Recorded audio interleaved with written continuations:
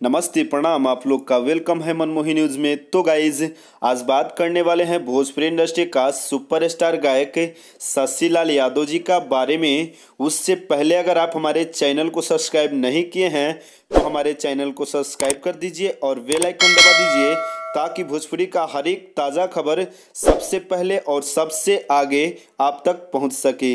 तो गाइज आपको बता दें कि शशि लाल यादव जी का एक बहुत ही बड़ा रोमांटिक सॉन्ग रिलीज होने वाला है लोटस म्यूजिक का माध्यम से।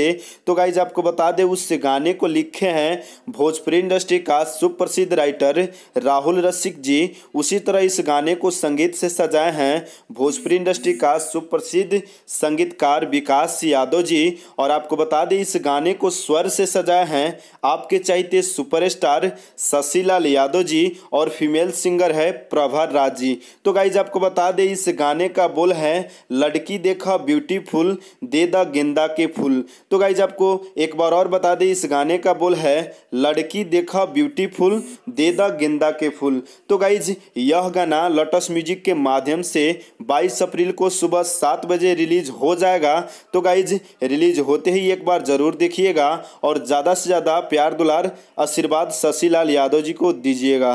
तो गाइज अगर आप शशि लाल यादव जी को पसंद करते हैं या फिर शशि लाल यादव जी का फैन हैं या फिर भोजपुरिया समाज को पसंद करते हैं तो इस न्यूज़ को लाइक कर दीजिए और कमेंट कर दीजिए और ये न्यूज़ कैसा लगा कमेंट करके ज़रूर बताइएगा। तो गाइज भोजपुरिया खबरों के लिए हमारे चैनल को सब्सक्राइब कर दीजिए और बेल आइकन दबा दीजिए और बने रहिए मेरे साथ और मिलते हैं दूसरे न्यूज़ में। बाय बाय, नमस्ते, प्रणाम।